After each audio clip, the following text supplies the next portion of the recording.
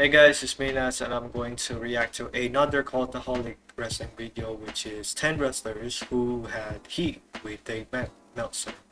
Now, to those who kind of know and to some who doesn't, Dave Meltzer is basically one of the, I guess you could say, wrestling journalists, or he's been with, covering wrestling in terms of rating matches, just like the 5-star system and all that, or regardless of how he's gonna rank all the matches based on either professional wrestling, or it's either like he prefers this type of wrestling where mostly if it's more on the match particular than the build up of the feud or something like that, but it depends on how it goes. And the thing is about Dave is that there were some part of wrestling companies that he kind of give ratings that kind of make him feel that, oh, I prefer this company over that company, which is like, he rarely gave some other companies a 5-star. It doesn't have to be all the time that it's a 5-star. It depends on how he feels, but people kind of think to Dave that he's no longer the person that's that much reliable. It doesn't mean that he's not good.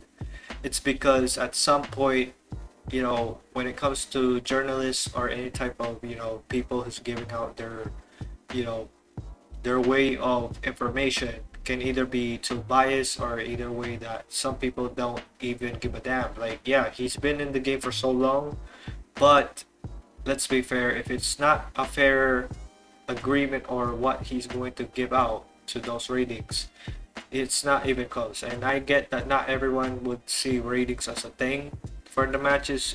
It's based on how they tell the story. Most wrestlers would say that we tell a story throughout the matches on how we build up, and that's how it is. So again, I'm not sure who some wrestlers hate Dave, but all I know is that some of them hate because of the star ratings and something like that. But let's see if one of those wrestlers that we know is here in this video that literally hate Dave. So let's get into the video, guys.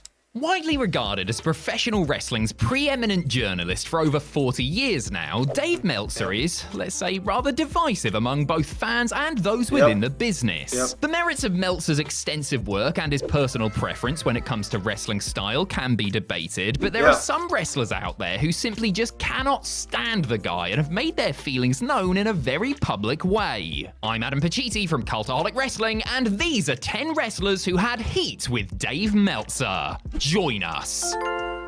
Number 10, Ryback. I know what you're thinking, it's not like Ryback to be outspoken about something, is it? The big guy has never been a so-called internet darling. On the contrary, online fans have had more bad things than good to say about him, especially since CM Punk's scathing criticism during that infamous Art of Wrestling podcast appearance. Well, Ryback is hardly shy when it comes to throwing live rounds at others, with our man Dave coming in for some stiff shots. On September 7th, 2020, Ryback lashed out at Meltzer on Twitter, writing, "I firmly believe the world would be a better place without Dave Meltzer. He is the most dangerous kind of mark there is and puts lies out for profit, creating hate for people he dislikes. He makes money off other diseased marks, but does so in a horrible way." I'm not actually sure what it was that prompted the Rizbiz to go in studs up on Big Daddy Dave, but he certainly let it be known that he has issues with the Wrestling Observer writer. Hey, perhaps he was upset that he never got that elusive 5-star match rating he clearly wanted.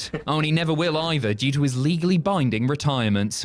Number 9, Rusev. Ryback's attack on Melty came just days after another former WWE star, Miro, aka Rusev, let him have it with both barrels. The Redeemer's wrath was incurred after Meltzer put out a report that essentially said his wife Lana taking third-party work was the straw that broke the camel's back and led to Vince McMahon banning WWE stars from doing so in the future. The ravishing Russian herself addressed this on Twitter, but her hubby took things further, mincing no words while tearing into Meltzer during a Twitch stream. There was plenty of effing and jeffing as Rusev vowed that Meltzer would one day burn in hell, claimed the reporter had an agenda against his missus, and questioned the correctness of his reporting. A week later, tempers had evidently cooled down some as the Bulgarian brute offered an apology, saying he didn't want to start any feuds or wish harm on an elderly guy, but asked Meltzer not to talk about his wife or to report on what he considered false information. A couple of years later, the two got into it again when Miro appeared to question Meltzer's report about his AEW absence. Number 8, Peyton.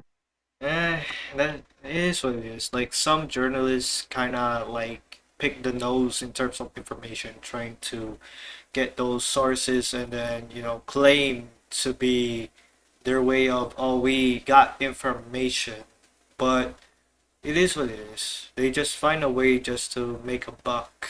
And it's kind of a bit like one of those other journalists or paparazzis. They're trying the best they could just to get something so that people may look into it. But again, talking about a man's wife, here's the thing: if you don't have full evidence, you don't need to tell anything. At some point, your credibility of a human being, especially as a journalist, will not be in a right state of mind because of what you did. But who knows? We don't even know what's going on between Lana and Rusev or whatever. So it's not our business to know as much. Royce. One element of Meltzer's writing which has not gone down well is his comments about the appearance of some performers, particularly female ones. ECW valet Francine has been outspoken about how Meltzer's comments about her body during the 90s affected her, while something he said about then WWE star Peyton Royce had many of her colleagues, including tag partner Billie Kay, Beth Phoenix, and Ember Moon, brandishing their pitchforks in support of her. A Wrestling Observer radio clip of Meltzer discussing how the Iconics were adapting to the main roster included him making some ill-judged and clumsy comments about Peyton's appearance and breast enhancement surgery. Responding on Twitter, Royce wrote, "So what would you have me do, Dave? Starve myself? This is how nightmares for young women start. The females in your life must be proud." To be fair to Meltzer, he did almost immediately issue an apology, writing, "I'd like to apologize to you. You are an exceedingly attractive woman. I do realize the lengths and pressures on women in the entertainment world to maintain unnatural looks at times, and I'm glad that you pointed this out. If you would like to discuss this further, I'd be happy to take you out for dinner. Maybe a movie? Thanks a lot. Love, Uncle Dave." Bruh, are you trying to, flirt her in a way or to get her attention? Brother, look, let others do what they want. It's okay to at least, say something, but it's their decision. But at the same time, you're being too weird with this type of tweet. If you like to discuss this further, I'll be happy to take you out for dinner or maybe a movie. Bruh, no. You don't need to do Alright, that. so I might have made that last part up. Yeah. Number 7, Seth Who Rollins. knows? In the wake of the storm that erupted following Meltzer's comments about Peyton Royce, Seth Rollins was one of those to throw shade at the journalist, tweeting, "-6 stars, Dave." The comments about his co-workers is far from where it ends when it comes to Seth's problems with Meltzer. Because a year later, Rollins once again took to Twitter to discredit Dave. This time, it concerned a report that Meltzer had penned about a supposed rah-rah meeting given backstage at Raw after the horrendous trip back from Saudi Arabia for Crown Jewel 2019. After David suggested that the architect had been an active participant by giving a speech during the meeting, Seth wrote that Meltzer was, at best, a purveyor of misinformation, or at worst, an outright vindictive liar. I hope it's the former. After Dave doubled down during a subsequent report, Rollins, who had denied such involvement via a statement, wrote, "No, Dave, my problem is that you're spreading complete lies. I gave no speech. I said nothing before, during, or after the meeting. So either you or your source is full of it. Either way, it's a bold-faced lie, and I kindly ask you to quit pushing it." In more recent times, Seth has blasted Meltzer's completely arbitrary star rating system. Number 6, Kevin Nash. If you read the Wrestling Observer newsletter during the 90s, you might get the sneaking suspicion that Dave Meltzer was not a big fan of Kevin Nash. Generally speaking, Meltzer appeared to view Big Sexy as an overpaid, lazy, pot-stirring waste of space who never had a good match that didn't also involve Bret Hart or Shawn Michaels. Generally speaking, of course. Nope, Dave was not ready with praise for Nash, and his comments only got more cutting when Nash reportedly became Booker in late 90s WCW. Nash, unsurprisingly, does not care for Meltzer or his low opinion of him or his work. In various shoot interviews and podcasts over the years, Big Daddy Cool has thrown shade at Dave, questioning why, if he has such a genius wrestling mind, he hasn't worked in the business in any capacity beyond running his own newsletter. Nash has said that he never liked Meltzer and never will, and that opinion is unlikely to change, especially with Meltzer making comments like, Logan Paul is a better wrestler than Kevin Nash ever was. Too far, Dave. Too far. Wait, Number what? 5, CM There's no way that you pick Logan Paul over Kev. Come on, bro.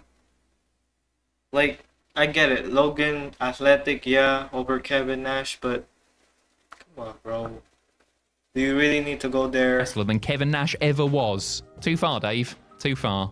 Number 5, CM Punk. The frustrating thing about CM Punk is you never know what he really thinks about somebody because he always keeps his opinions to himself. The straight-edge superstar is, of course, one of the most controversial names of the past couple of decades and is up there with his idol Bret Hart when it comes to shooting on those he believes have done him wrong. As far as Meltzer is concerned, Punk took issue with Dave, saying that he initially refused to lose the AEW World title to Jon Moxley after suffering an injury in the summer of 2022 and only did so because Tony Khan put his foot down and demanded he drop the strap. Punk branded Meltzer a liar for his reporting, with Dave conceding that he didn't tell the whole story with his message board post. In more recent times, Punk has used Meltzer as a stick to beat AEW with, claiming that some on the AEW roster were more concerned with what some goof rates their matches out of 5 rather than how many people are in the building.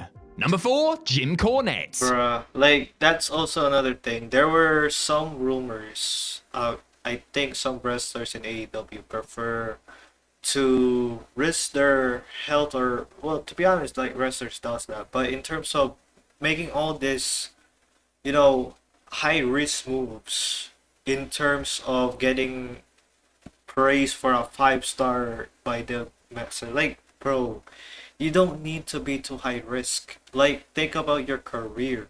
If you ended up being in a situation of injury that could derail your career at some point, or became a career-ending injury just for the attention of one person to rate your match, that doesn't even make any sense. Like, you could at least understand that, you do your job, but you don't have to go too far. That's the thing, or make things worse. I get it. Like, some people can do whatever they want, but again, does it really matter though? Like, you don't really need a 5-star that much in your career. One is already okay, but if you want multiple, well, good luck to you in your health, but overall, it's not even worth it to have a lot of 5-stars in your whole career. What matters is that you're able to do your job and hope for the best, that you can not get risk to injury or to do all those high risk spots that can hurt you more and more. But that it is what it is, And next we got Jim Cornette, of course. Dave Meltzer and Jim Cornette have known each other for decades and at one time considered themselves to be good friends. In fact, it was actually Cornette who came up with using a star system for rating matches after others had done it for movies, which was then popularized by his childhood friend Norman Dooley's newsletter. Two well-versed historians of the sport who had fairly similar ideas about the business, Meltzer and Cornette were thick as thieves for the longest time. And then something changed, namely Dave's tastes. Because when Meltzer really started piling praise on the likes of Kenny Omega and the Young Bucks, Cornette, who makes a small fortune from his podcast and associated ventures, began cutting promos on his pal. Things weren't too vitriolic to begin with, but Cornette ramped up his attacks when Meltzer started firing back with claims that the wrestling business had passed Jim by. Cornette has claimed that Meltzer tried to reach out to him, but he immediately shot the attempt down because these grown men are actually 16, not in their 60s, and must continue to call each other names online because they don't enjoy the same type of fake fighting. Number 3, Bruce Pritchard. Yep. For a couple of That's how decades it there, is. Bruce Pritchard was one of Social Vince media. McMahon's right-hand men and a powerful figure within WWE. When he was on the outs with the company, Pritchard started a successful podcast where one of the main themes became his attempts to discredit Meltzer's past reporting. Routinely knocking Dave for dealing in rumor and innuendo, if Big Brucey P is to be believed, Meltzer has never gotten a single story correct and doesn't know the first thing about the wrestling business. It must be said that Pritchard is, of course, a staunch WWE loyalist to the death and seems to go out of his way to defend the company for things that to some would be considered indefensible as part of his acts. What started out as shtick, however, has turned more nasty in recent years, with Pritchard personally attacking Meltzer with insults such as branding him a piece of you-know-what. Dave, for his part, has said that he believes Brother Love started his anti-Meltzer ranting as a joke, but gradually worked himself into a shoot and has now convinced himself that he hates him for real. I'm sure Bruce will object to Dave's opinion. Number 2, Eric Bischoff. If Bruce Pritchard on his podcast has made expressing his anti-Meltzer sentiment a feature that fans expect to hear just about every episode, then Eric Bischoff has made rallying against the scribe his whole personality. I mean, seriously, Eazy-E just can't seem to open his mouth these days without going on a tirade about how Dave Meltzer is wrong, always has been wrong, and always will be wrong because he's a terrible reporter and never writes or says anything based in fact, calling him a cancer to the wrestling business. Damn. I mean, if Dave Meltzer reported that the sky was blue, Bischoff would probably knock him out for not describing the exact hue before questioning what window he was looking out of. Meltzer has been critical of Bischoff in the past, especially with regards to Eric's decision-making when he was in charge of WCW, but he's also been quick to give Bischoff credit for his good ideas as well as his performance as an on-screen authority figure. None of that matters to Bischoff, of course, because he's decided that he has a vendetta against the Wrestling Observer writer, and he's gonna let everybody know about it again and again and, well, forever if he has to. Number 1, Hulk Hogan. Unlike his pal Bischoff, Hulk Hogan hasn't spent a great deal of time publicly complaining about Dave Meltzer. But make no mistake about it, the Hulkster had a bone to pick with him too. Aside from complaining about the mark Dave Meltzer's habit of persistently hating on him during an appearance on his old pal Bubba the Love Sponge's radio show, Hogan has made his feelings about Dave and his rag sheet perfectly clear. At WCW's 1995 World War III pay-per-view, Terry cut a promo where he questioned the credibility of Meltzer's reporting without naming him after Dave wrote that Randy Savage had sustained a legitimate triceps tear, which he had. He also scoffed at Meltzer, reporting that the Giant was going to win the eponymous 60-man Battle Royal, something that was actually never printed in the Observer, as Hogan screamed, "Observer this, brother!" and burnt an apparent copy of the newsletter. Meltzer would later call it one of the weirdest interviews in wrestling history, and took it as a compliment. According to Ric Flair in his autobiography, To Be the Man, Hogan was obsessed with the Observer and would constantly whinge about what was written about him backstage during this era. Looks like that hot dog coloured skin isn't as thick as you'd like it to be, eh, Hulk?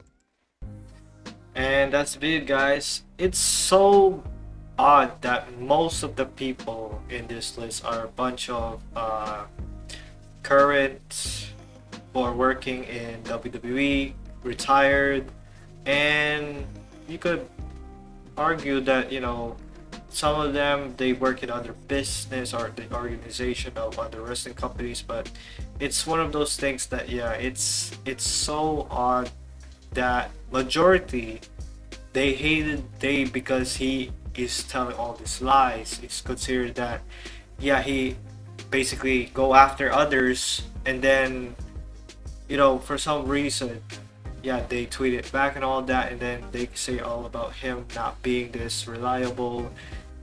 You know, all this star reading means nonsense, and yeah, it's one of those things. I get that some of them understand that if you're not part of the wrestling business, just because you think you know what you're trying to do as a journalist, and then it backfires, it goes to show that, yeah, they're trying to tear you down even more. The thing is about Dave, he has to be very careful. Well, to be honest, like, at this point, I don't think anyone's gonna believe in him at some point, but, you know, he has to understand, like, nobody would care about what you're doing. You're basically one of those journalists, like I said before in the beginning of the video, one of those journalists that are not considered to be, you know, reliable, considered to give all this biased information. So yeah, overall it's like that. to be honest with you, like I never expect like other wrestling minds like Eric Bischoff to, of course, Jim Cornette would be obvious, but for certain wrestlers, it's understandable for Seth to against the star rating and all that. And yeah, overall, it's like that. Again, Dave is the guy who's going to give all these 5-star matches to wrestling matches that matter to him based on his opinion. And yeah, I know that in the near future he's gonna do it all over again at some point. We just never know when he's gonna stop, but that's how it is. And all I can say is that thank you for watching. We will see each other in the next video. Peace.